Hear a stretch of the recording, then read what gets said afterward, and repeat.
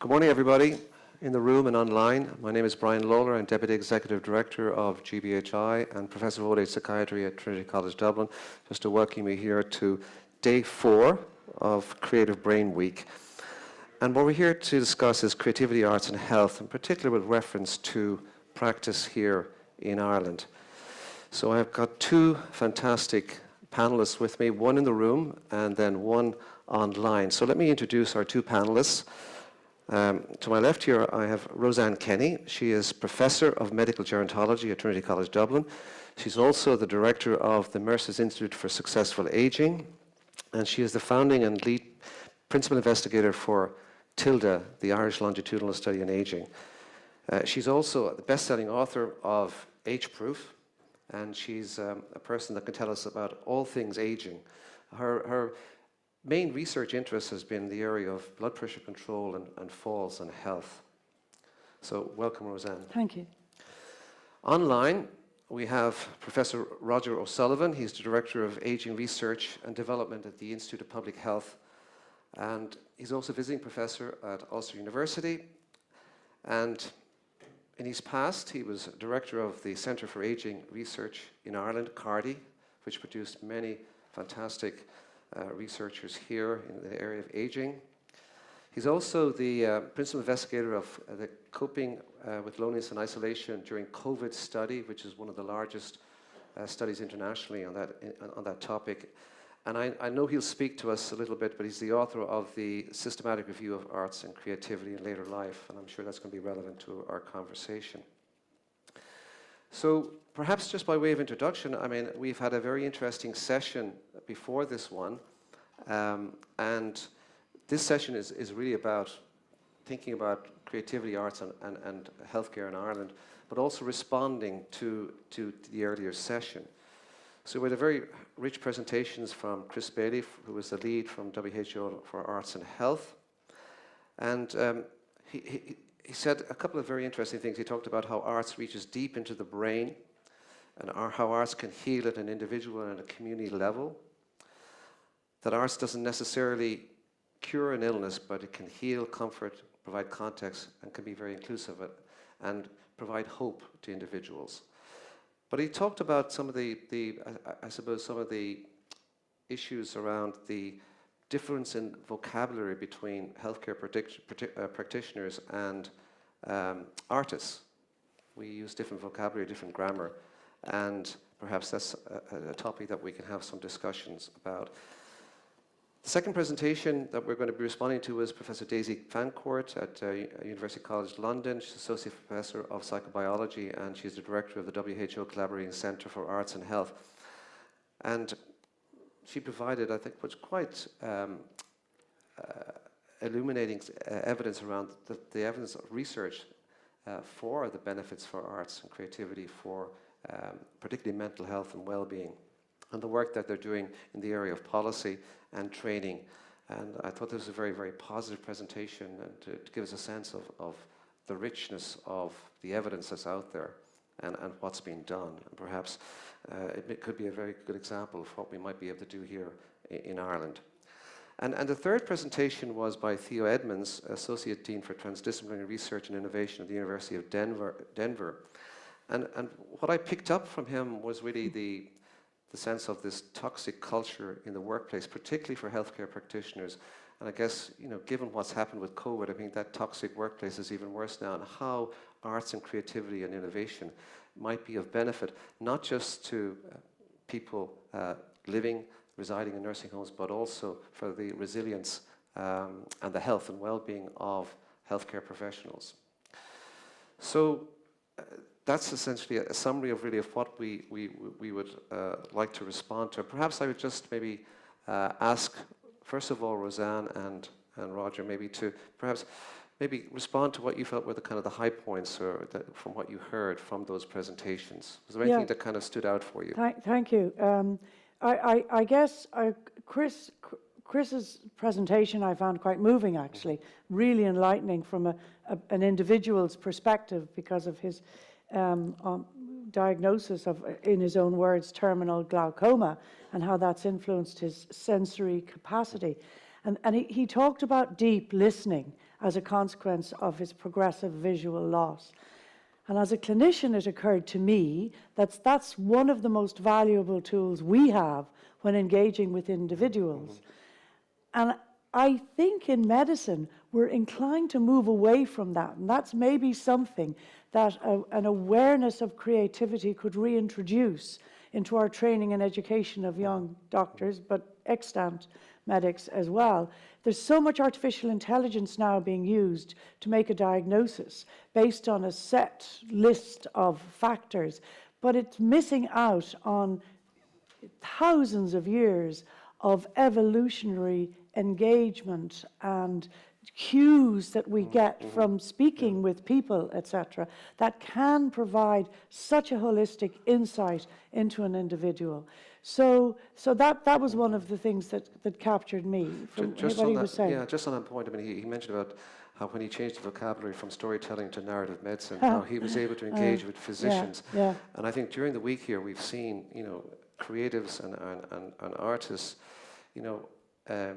using many different senses, dance is one in terms of how to communicate. And I wondered whether, just picking up what you're saying, how if young healthcare practitioners or medical students were able to engage with creatives and artists in this way to learn how to do this, how to communicate, not just with words, but at the emotional level, but also looking at physical changes. I think that younger undergraduates and graduates would be open to this if they understood that their mentors were also enthusiastic. An example is in Trinity, the medical students do have a medicine in arts group. It's actually quite an active group, but it's very separate from any of their education and training. It's almost like an added on cultural component, but not of their education and training. And of course, that's exactly what it's doing, because a lot of the art that they've an exhibition every year, and it's very mixed. And a lot of their art and expression actually is very much founded on their hospital or patient or individual personal health experiences. So I think the opportunity is there. It's just a matter of linking it in with extant components of education and training throughout healthcare systems. But it would offer so very much more. And it's not an either or. That we obviously technologies are evolving very, very quickly, as is artificial intelligence, etc. But it's just an underpinning of the value of, I call it slow medicine. And when I'm teaching the students, I say practice slow medicine, because at the end of the day, that will save you lots of time and the system money, because if you listen to the patient and understand the holistic patient, then you will make a much quicker and more holistic diagnosis and treatment. Just a question of burnout. I mean, I think the stress level, let's say, around physicians, healthcare providers, even medical students as they go through it. I mean, I just wonder whether arts and creativity, has a role to play there in terms of, maybe introducing some fun and perhaps more self-awareness. Absolutely. And maybe help build towards their self-resilience. I mean, any thoughts on that? Absolutely. Actually, during MISA, during the COVID rather, MISA, which is the Mercer's Institute for Successful Aging, which has an active creative life limb, introduced programs specifically for that purpose, for health and well-being of staff as well as patients, insofar as one could engage with patients. And we've got very, very good feedback from that. Not specifically systematic in a research context, but very good observational feedback from that. So that was not just with undergraduates and early postgraduates, but the entire healthcare service. In fact, I think some said it made a significant difference just to their ability to cope with the stresses and strains of COVID in a healthcare setting. So I hope that we'll get some of the audience involved in the conversation later on, because some of the creators or artists here may have some contributions to make.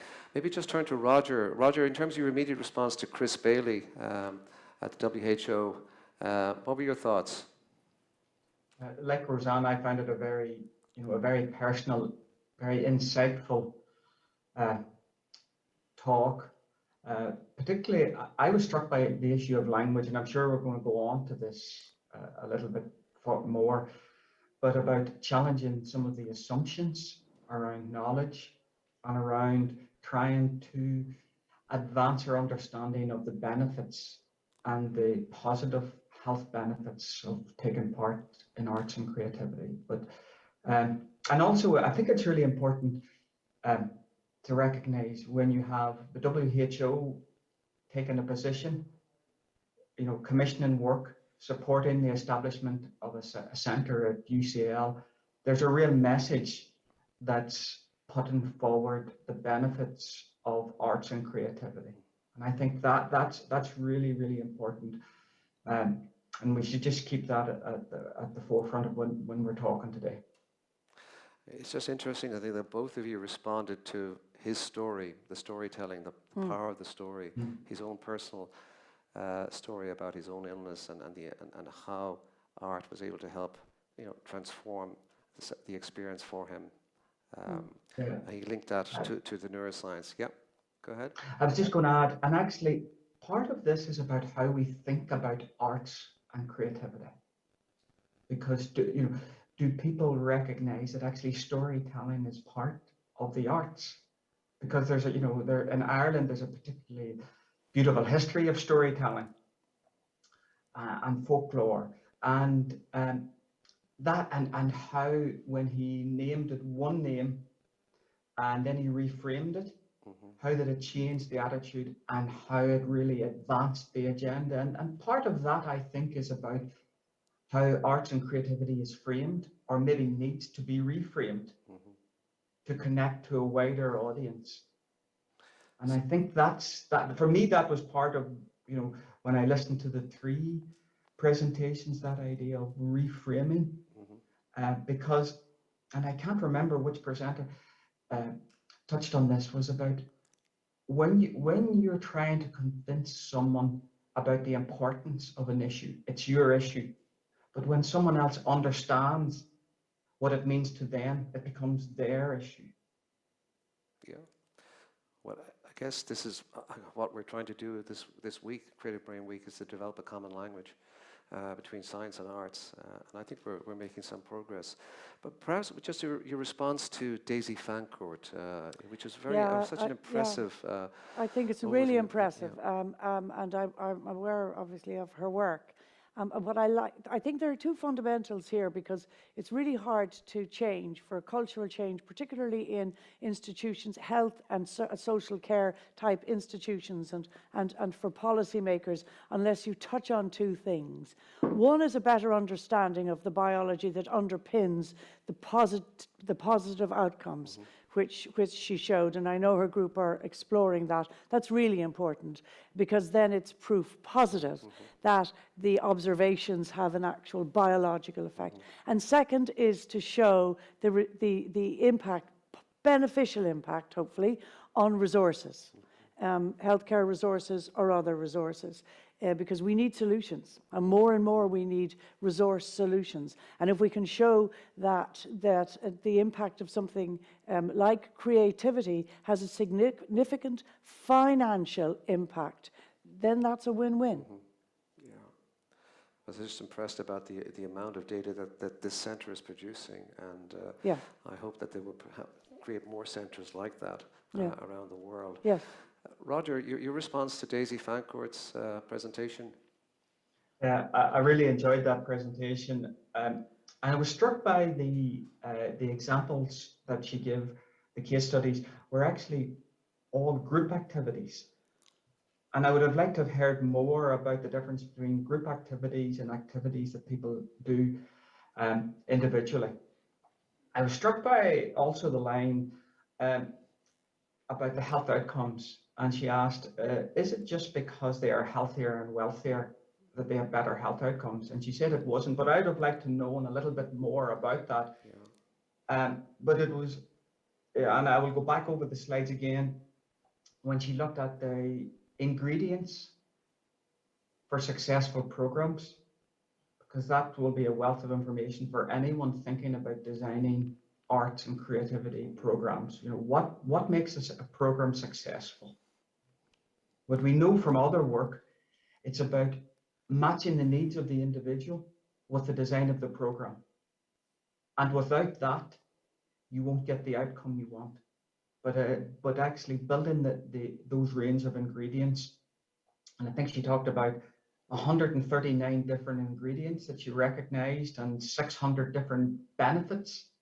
So that's really insightful about the breadth of the processes and the benefits. But I think she also talked about the importance of drilling down, trying to find out what are the essential ingredients for each individual. And I think that's the magic, isn't it? And I'm sure many of the practitioners here are very good at that intuitively, identifying, you know, on an individual basis what's going to work. But I think it does. I think this is almost like precision medicine. It's really, you know, it's what works for me or for Roseanne or for you may not work for somebody else. Yeah. It's got to be very, very individualized.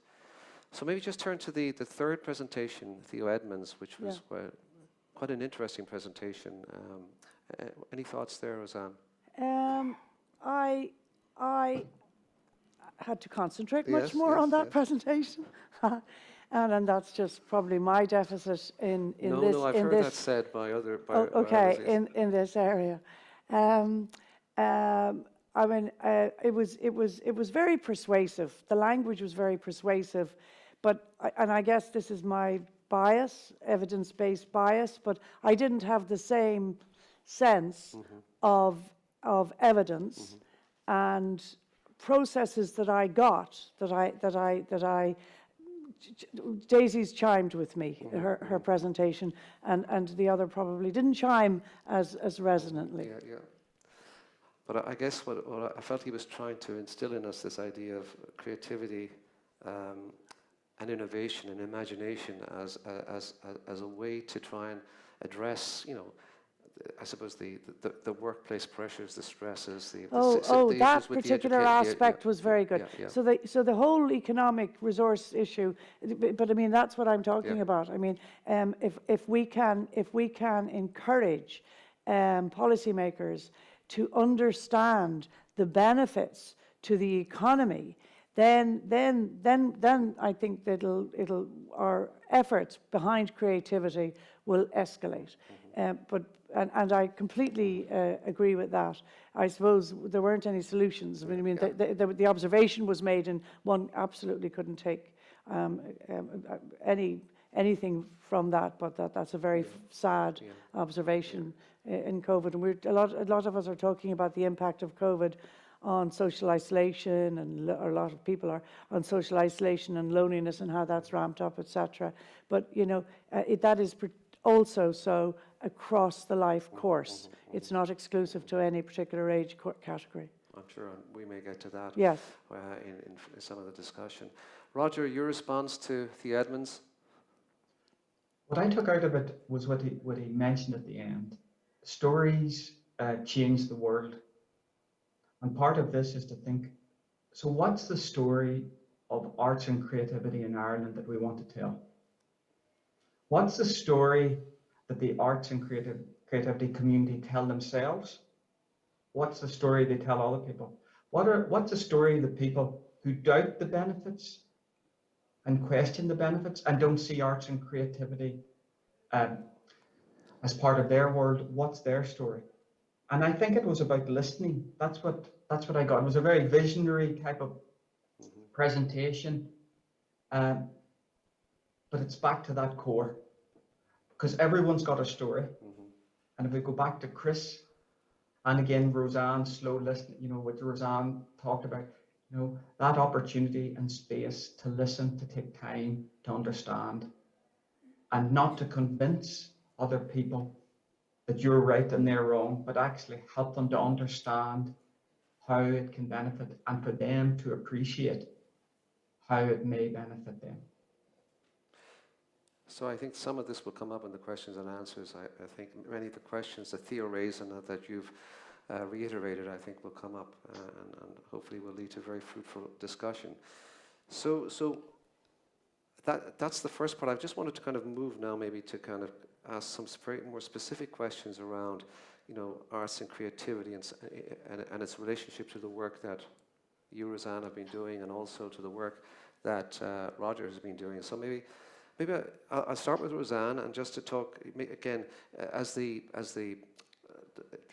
principal investigator from the very beginning of TILDA, the Irish Longitudinal Study of Aging, which is kind of a national treasure. I mean, it's produced a huge amount of data which has informed policy and practice.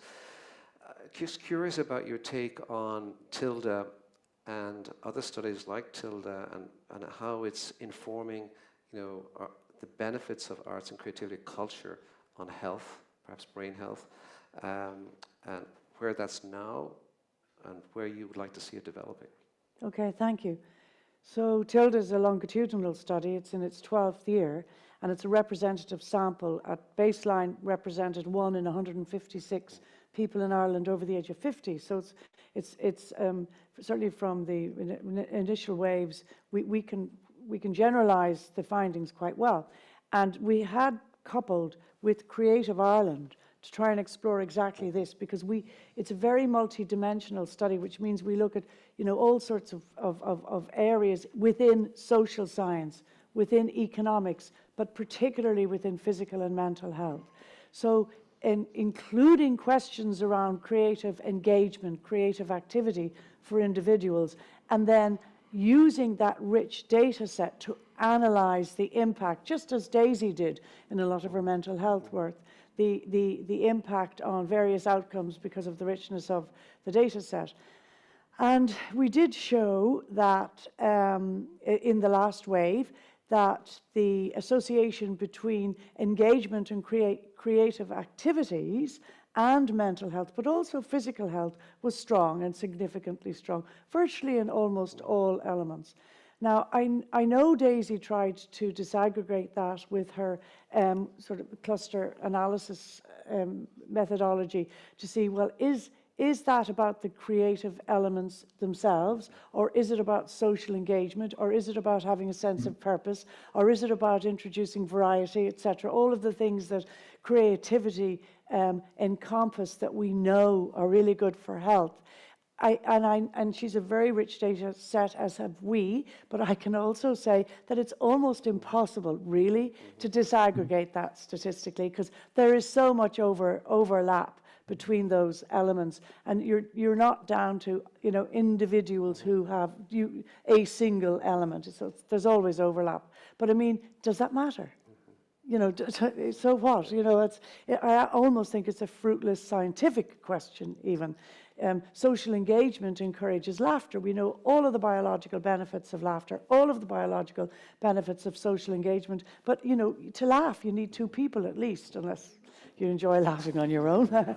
Not common.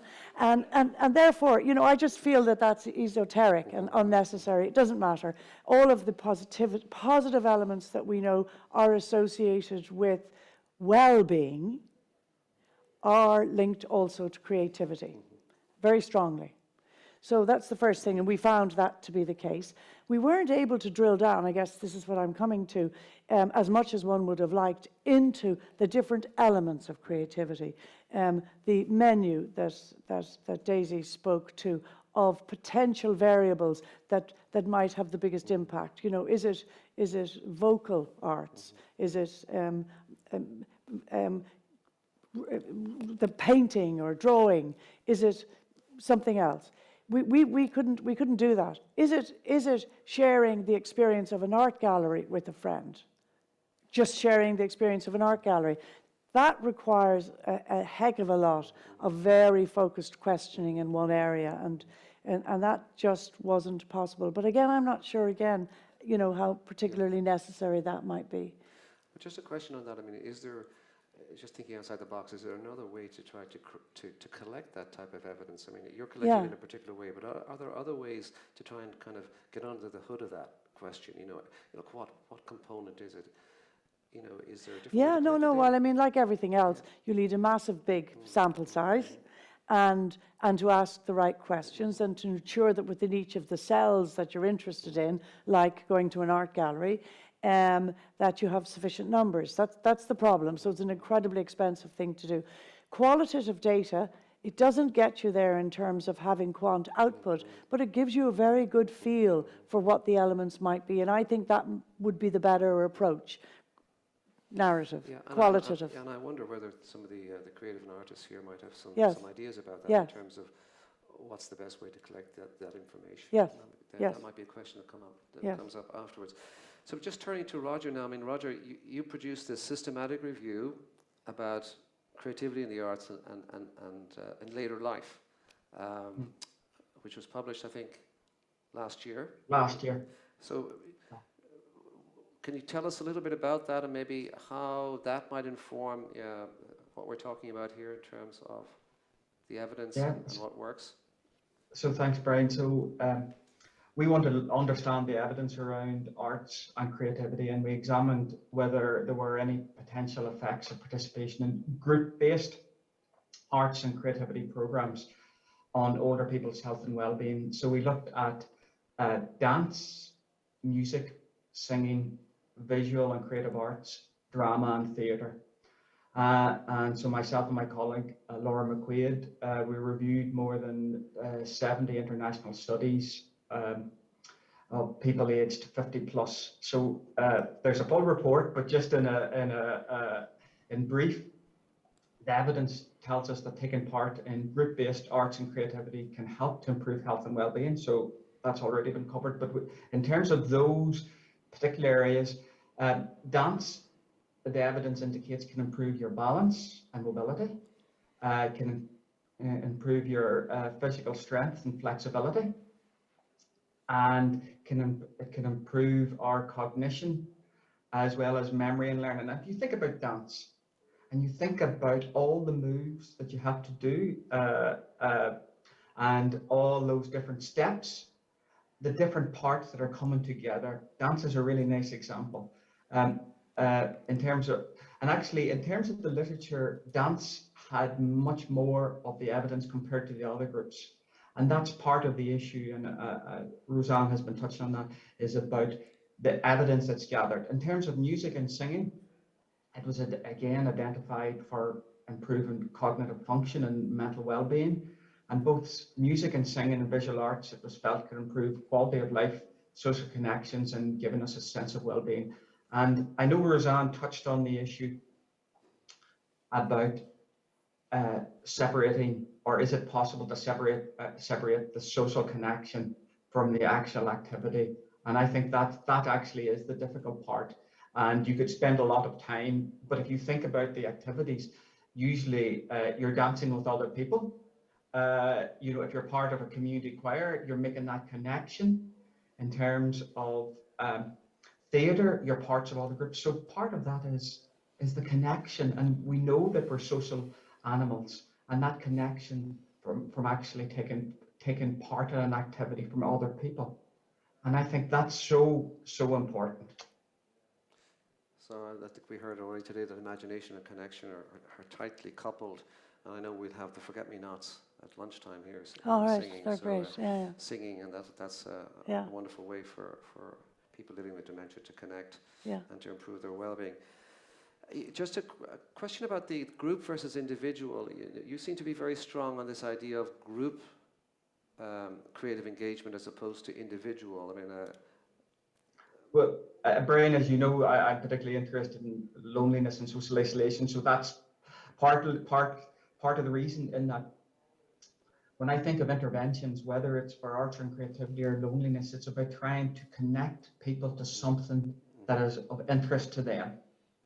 So say, for example, it would be much more difficult to say we want to do a loneliness intervention than if you said you wanted to do an intervention, for a community choir or an arts project. It's about reframing the language and the interventions. And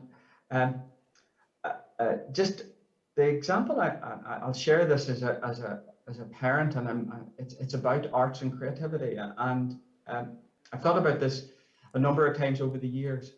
As a parent, you encourage your children to be very creative when they're young and colouring in, and don't worry about the lines when you're colouring in, and use as many colours as possible. And as children go up through school, their time that they spend with arts and creativity decreases, particularly as they go. And then when they go to secondary school, it becomes maybe a subject, maybe once a week or twice a week. And then maybe at inter or leaving cert, they specialize and they may take on art as a subject, or they may go on and do it as a degree. But it's so interesting that in later life, people say, why don't you take up arts and creativity? It's really good for you. And why I really think it's about shifting the conversation from excellence to enjoyment, and seeing the benefits across the life cycle of arts and creativity. So, yeah, well, that echoes a lot of the conversation that we've been having this week about this specialization, and how we need to bring arts and science together back in the very early stage, as opposed to separating them out. Just wanted to turn again now to Roseanne about, you've had a lot of experience in terms of developing new models around arts and creativity in healthcare, with the Creative Life and MISA, and also the LAMP project with David Robinson at St. James Hospital. These are two very innovative models of, I guess, how arts and creativity might be able to improve health. Do you want to tell us a little bit about that? Yeah, sure. So I've already alluded to a lot of the work that Roisin Nevin actually has been doing in the Creative Life limb. I'll go to your second question around the LAMP project. Again, this is led by one of our colleagues in St. James's, David Robinson, who heads up the memory clinic there. And way back, we traveled to Chicago, where the concept of asset mapping of local assets was developed by Michelle Obama way before she became the First Lady, when she was working in the University of Chicago there. And we met her successor to that initiative. And it had come to light because, one example, death from diabetes in the immediate area of the University of Chicago's main hospital was 10-fold higher in one area outside of the hospital compared to the other, death from diabetes. So of course the epidemiologists and scientists, etc., started to explore that, and they were, obesity was more common, it was much more socially deprived group. But another observation came to mind, and that was food deserts. There weren't actual outlets for decent food available. It was nearly all fast food outlets. So they started this program whereby they engaged generally children in school as part of a learning project in sciences or social sciences to map assets, including assets for creativity in the area. And so that's what we learned from our visit there. Took it back here. David Robinson took a lead on it. And with the TY students in the vicinity of St. James's, we've been year on year applying their technologies to map assets, and it's developed into a very well sponsored HSE program. But he has also managed to introduce it into our general clinics in the context of social prescribing. So first of all, you started with your asset mapping, then that gives you an understanding of the assets, the bigger assets in your immediate community, not just the local pharmacy, but including the local pharmacy. And now, how do you build that into something that you can use as a prescribing approach? So that's social prescribing, and that's in a number of our outpatient clinics now. So it's not just giving that diabetic a prescription for insulin, it's also using geocoding, etc., mapping where the beneficial well-being assets are in that person's immediate community that could complement the medical therapies that you're prescribing. So that's the social prescribing, hugely successful, and now very popular, certainly on these islands. And just maybe a word or two about the Creative Life. You talked about Roisin Nevin and the Creative Life. Yeah. What do you think the impact of that has been, at the hospital or even at the community level around St. James's Hospital? So pre-COVID, we commenced, Roisin developed a community choir but it was for residents within our community, as well as relatives of patients, as well as patients. And that was hugely successful. And again, qualitative research, I can give you anecdotal stories from individuals. One man who had lost his wife that I particularly recall, who had hardly been out of the house except to go to the shop intermittently for food, was now taking part in this choir 3 to 4 times a week, and these were his network of friends. And I remember during COVID, when some of the members of the choir became ill, it was the choir members who were inquiring and writing and engaging. So we have a number of qualitative outputs from all of that. Benefits to patients also on the wards, kind of virtual art exhibitions using technologies because there was no other way of communicating with people, and of course benefits to staff well-being we discussed.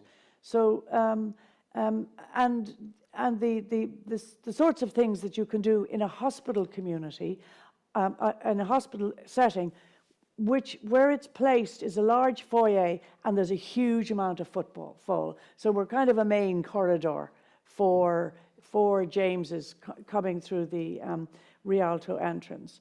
And therefore, we were able to capture, coupling with the Arts Council and using paintings given to us by the Arts Council, we were able to capture an audience which I think it's likely to say, well, we know from some of the preliminary work that we've done, that the vast majority wouldn't deliberately go to see art in an art gallery. You know, a museum or art gallery wouldn't be part of their interest. But now they were passing these beautiful pieces all of the time on the way to visit or on their way to clinic, etc. So it was a way of opening up opportunities of the arts for everybody. So integration of the healthcare and the hospital with the community is bi-directional, it sounds. And the art program is a wonderful, we're always talking about that. How can we integrate our community with the hospital activity? But art is a great bridge for that, creativity. So you mentioned social prescribing. I just want to turn to Roger now, because obviously big focus, big interest in loneliness, and I guess that's really where social prescribing started. Do you want to tell us a little bit about your, some of the work that you've been doing, I suppose, with the Loneliness Task Force and in other areas about social prescribing, or the potential impact or importance of social prescribing for loneliness? Yeah, thank you, Brian. What I got actually from working with yourself, Brian, is in trying to understand loneliness, you must think about the type, the frequency, and the root cause before you jump to a solution. But social prescribing is where you're looking at when you understand the type, the frequency, and the root cause, you're looking at what interests the individual. Is it singing? Is it dancing? Is it running? Is it walking? Would this person benefit from befriending? So it's trying to connect the range of services and social activities. Say, for example, Alone's got their befriending scheme, Age and Opportunity have their arts and creativity programs. So part of social prescribing actually is about connecting people with what, like Roseanne touched on, the assets that exist within that community. One of the challenges, and there are many in social prescribing, is ensuring the person that's advising you actually understands the portfolio of social activities that actually exist in the area, and that's actually a challenge. And I think that's something that maybe the arts and creativity could do, is actually promote their range of programs to a wider audience, including those health professionals, to indicate this is available in our area. This is who we target. This is when it's on. Because part of the challenge we face, and Roseanne in the TILDA study will have highlighted this, is actually the barriers to participation. And the barriers to participation in arts and creativity as we age. And you think the literature and evidence from Ireland, you've got issues around cost and affordability. And that's the lovely example of the art in St. James's Hospital, where people who wouldn't have got a chance to actually engage with that will see, and maybe that may spark an interest or a conversation. So there's cost and affordability. There's the access to venues. Where are the venues? How do you get is there a cost to the individual to actually attend or travel or participate? There's awareness of the programs and activities that exist out there. There's the issues about the time when they take place. These are challenges that aren't insurmountable, but it's just always knowing what they are so that you can plan around them. Issues around access to transport. But I'm struck by the issue around making things accessible, but actually helping people appreciate what exists in their community. So I go back to where we started. When you think about what's included when we think about arts and creativity, and I do believe that we need to widen the messaging about arts and creativity and include parts and aspects that people wouldn't automatically think about, like the example about storytelling that was touched on at the very start of today's event. So it's about spreading that, and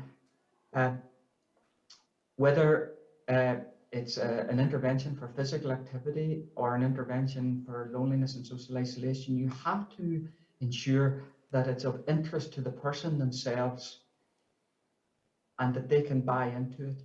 And whether it's an individual or a group activity, that it's of interest to them and that they will engage and continue with it. And I think that also leads on to a particular challenge for the arts and creativity community in Ireland is the issue of sustainability with regard to short programs and funding for short programs rather than support for longer programs where you can measure change and impact over a longer period of time.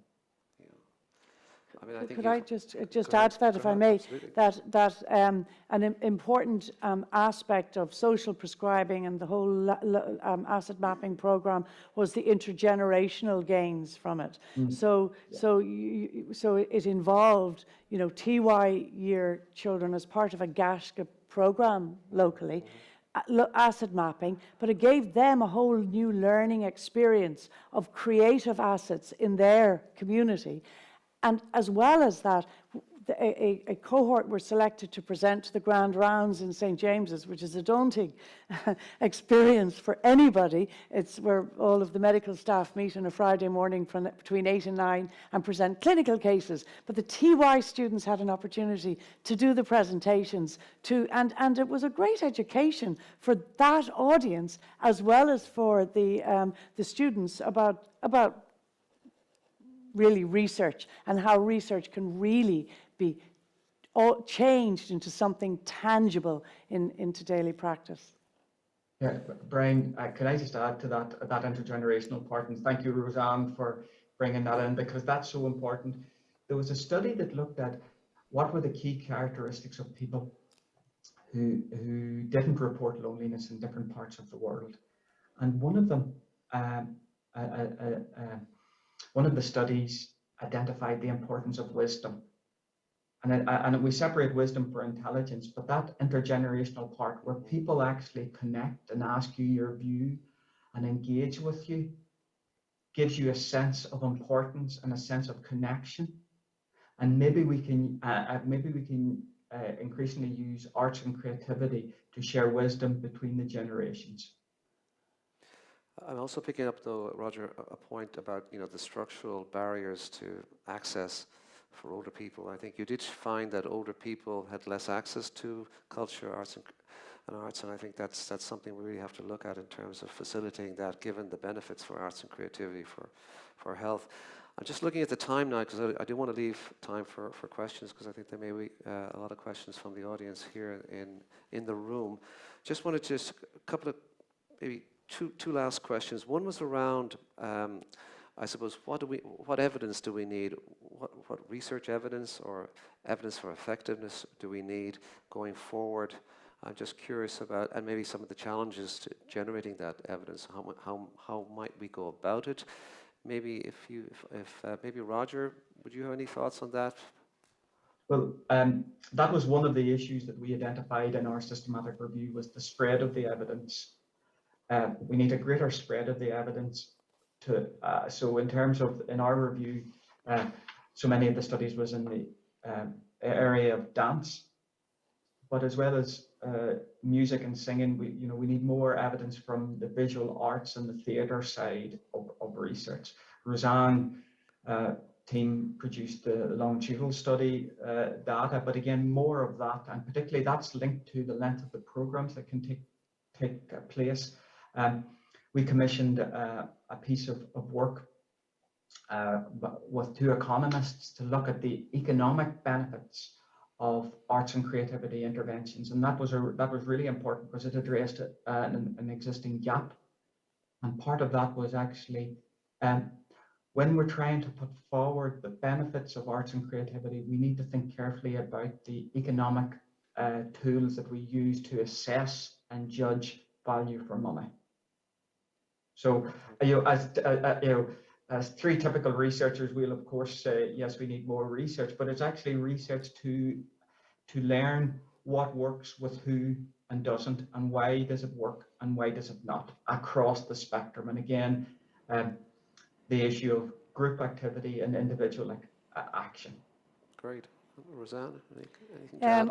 I think that in order to get a more immediate rather than a longer term output from our policymakers, we need to tackle low-hanging fruit more. And again, I do think the economic case is very important and very strong. Something like introducing an arts program reduces length of stay in hospital. That can be done actually over a fairly short period of time, and there have been studies to show that it does. Something like, well, there was a laughter program for heart attack patients, which showed that recurrent heart attacks were reduced by 42%. Now that's a huge benefit from a program like that. So I echo what Roger has said about raising awareness, but you need bullet points like that have some tangible meaning to our colleagues in the HSE or the Department of Health or the Department of Social Care to get resources allocated to enhance creativity in the healthcare service. I'm just wondering about whether some sort of collaborating centre, like what was described at UCL, whether that would be helpful here in terms of bringing all this intelligence and ideas together. Absolutely, I think that's a great idea. But a strong case needs to be made in the current climate. That's the practicality of this. In the current climate, where everything seems to be tumbling down around us in terms of geopolitics, a very strong case would have to be made for something like that. That's why I'm suggesting low-hanging fruit. But if we can pull together activities across the country into something and get everybody working together as a single movement, that is a wonderful solution and opportunity. Yeah. Well, I think we're all for low-hanging fruit here, I think. And that's a great action point, and I think you've given some very good suggestions as well, Roger. I'd like to hand over to the audience now. Perhaps they have some questions, and maybe, I don't know whether people want to put the lights on so we can see people, and I have a couple of hands have come up.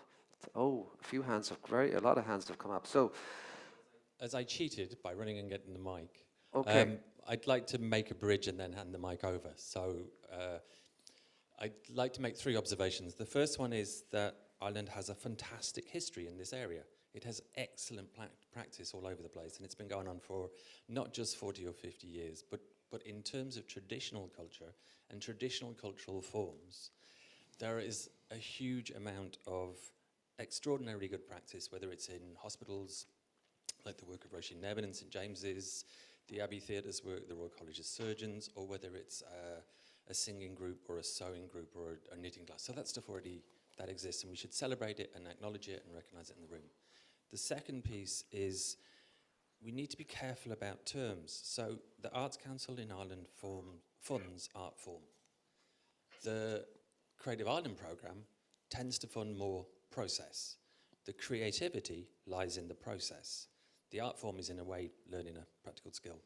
And then the third one is that touches on this systemic issue, who funds what and why, and how we make those cases for that issue. And one thing to note is that during the pandemic, the Arts Council has increased the amount of resources it has beyond anything it had previously in any other generation in Ireland. So I wanted to make those points as we start this conversation, because I think there's intelligence in the room that can take the conversation somewhere where it doesn't go, and it's much better to go forward than to look at what we don't do. We do a phenomenal amount of things here incredibly well, and we can set the agenda on a much more global scale. Okay, I'll hand the mic over. So there's a person here, two people here, and then over there, and okay, 4. I got the order. 2 in this line, then over here on the side, and then here. Okay. Hello. Hello. Hi. My name is Mary Grechen, and I'm the Public Art Curator with Children's Health Ireland, and I'm delighted to meet some of my peers working in the field of arts and health here. We haven't been out, it feels, in 2 years, so it's very exciting to be here. And really exciting presentation. And processing so much in my brain, but I'll try to distill it to a coherent point. Following on what Dominic said, the Arts Council has and continues to fund artists and curators in this work. And to say that over the last 30 years, artists in Ireland have been, their creative practice has evolved to engage people in all kinds of settings, from the bedside to working at the kitchen table, in all kinds of ways. And art has really adapted to meet that. But our challenge, and one of our many challenges, is around research. You know, we deliver projects on what would be quite relative to healthcare, small budgets. And as you say, research is expensive.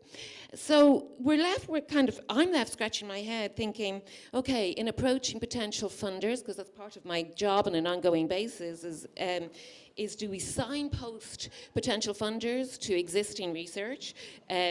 Do we attempt to do the evaluation ourselves? It tends to be qualitative and limited, and that's not what we're trained to do, and it's not our sphere of expertise. Or do we collaborate with research teams in the country? And we have, you know, we've reached forward and tried to form those collaborative relationships. And I would say with limited success, you know, because we have some very rich programs, very rich case studies that could feed into a meta-analysis of arts and creativity and the psychosocial impact of that. But I feel, and I think my colleagues and peers would agree, that we haven't moved very forward and very far on that. And I suppose, you know, it's a question, it's a rhetorical question, but it's also an appeal. Yeah. Mm-hmm. So look, we'll put that to Roger and to Roseanne, but I mean, I think collaboration is the way forward, and I think there are models out there, but it's not easy. It's not easy, and that's what goes back to having a kind of a central resource or like a clearinghouse or some sort of infrastructure that can help with that. So I agree. I absolutely agree with you there, because what that does is it provides the infrastructure of a good skill set, mixed skill set, that Mary can go to and say, okay, this is the creative idea we have, these are the things we want to look at, but what are the sample size numbers we'll need to have? What are the sort of characteristics of the cohort we need to recruit? So that's the value of what Brian is suggesting in terms of drawing everyone together and getting a single institute, because you've got those and the health economics can be built into that as well, elements to it. So I agree, absolutely. And those people are there. It's just pulling them in. Pulling it together, yeah. Roger, did you want to respond? Yeah, and well, there's 2 parts. One is actually it's about connecting researchers and the wider community, because researchers may not always be aware of what's going on in the community, and the community may not always be aware of what the researchers are doing, and that's really, really important. So that kind of connecting and bridging. When we undertook the systematic review, it became very apparent of the need for support in the area of evaluating arts and creativity interventions, and we're presently working on the development of a toolkit to support those working in the arts and creativity community to help evaluate, but actually understand the different types of evaluation according to the type of program. So we're presently working on that. So watch this space for further details. We must share that report if people want to see it. The second question here, I want to try to get those 4 questions in if we can. Okay, go ahead. Am I? Yes, thanks very much. My name is Barbara Ann Harkin and I work at the Irish Museum of Modern Art, and I wanted to highlight, I suppose, a very successful and fruitful area of collaboration that we have had over the past number of years with MISA and St James's, the Robert Main Day Clinic there, through social prescription and other projects.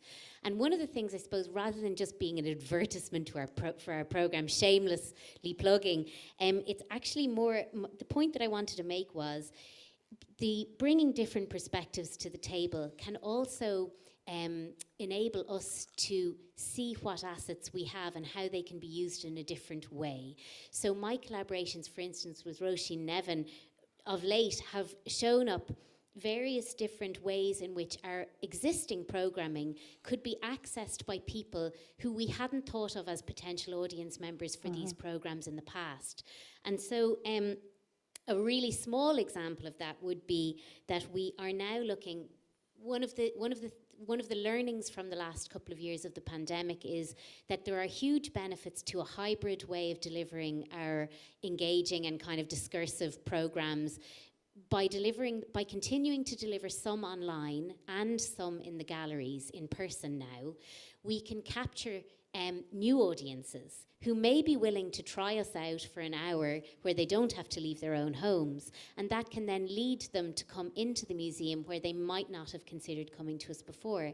But also, Roisin pointed out recently that there are people on wards in the hospital who may be well enough to access this, and it's again a way of us being able to provide a service to the hospital and to the people who are using the hospital that we were already doing anyway, but that we hadn't considered that potential audience within the hospital.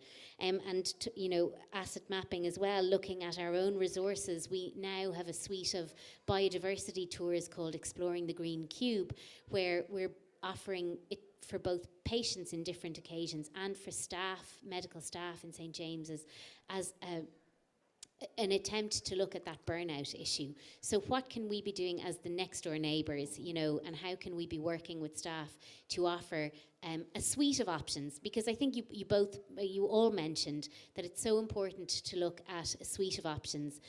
And I'll finish on this. I do think when somebody tries one thing, they may have their mind opened a little bit to try something that they wouldn't have thought for them.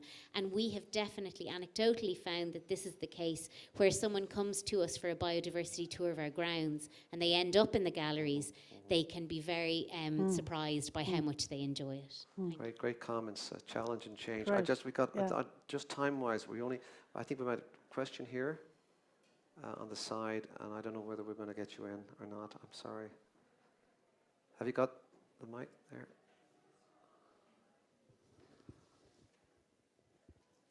Hello. Hi there. My name is Ailish Claffey, and I've been working as the dance artist in residence at Tally University Hospital since 2015. And just at the very beginning, when you were speaking there about the medical students, to have them engage, it was Professor Des O'Neill. They actually do have, so first year medical students do have a module. It's a self-selected module, and it's in Arts for Health. And so I have delivered the dance element for 2 years pre-pandemic, before the pandemic.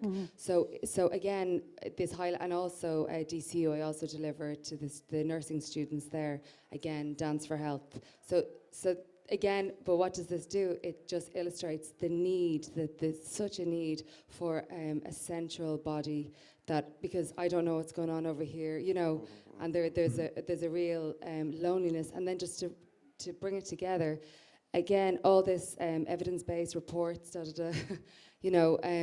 great. However, who are the people that actually are deciding that actually these arts activities, that we're going to fund them, that they're going to prioritise them? Professor Des O'Neill. Why? Probably because he's been engaged in them. So from my perspective, and even listening to Chris Bailey, again, it was his personal experience with the arts is what led to that the priority to the arts. So fantastic, of course, obviously all these evidence-based reports and this and that, meta-analysis, everything fantastic. However, I think to move forward actually is experiential, you know, a real understanding, an engaged, embodied understanding. Thank you. Well, I think we need storytelling, we need testimonials, we need effectiveness, but I think the policymakers, they will demand, have we got time for one more?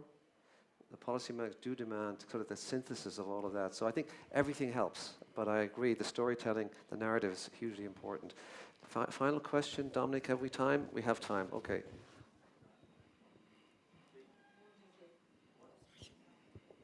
What, up there?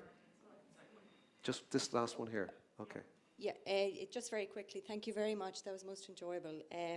My name is Kate O'Brien, and I really want to echoing really what you were saying, but going back to a comment Roger said at the beginning. He talked about how arts and creativity needs to be reframed. Do you not feel that word sentence needs to be reframed a bit, and it's the education system that needs to be reframed, where, as the late Sir Ken Robinson tried to do for many, many years, and sadly didn't get very far, but for younger people, to make all this happen, I think it needs to come into education, and it needs to be obligation rather than optional, as you talked about art and how art, you know, so few students actually do art now when they don't have to do it. And in my view, that's what needs to really change for any major impact that will be sustainable. Thank you, it was really enjoyable. I think that's a great note to end on, you know, bringing art and creativity back into education at the very beginning. Thrive before 5. So I think on that note, I just want to thank Roseanne Kenny in the room and Roger Sullivan in the virtual space. And thank the audience for the participation. I think we've had a great session, and I hope we'll be able to take some action points and maybe pull all of this together, some golden threads as we move forward with Creative Brain Week. So thank you very much.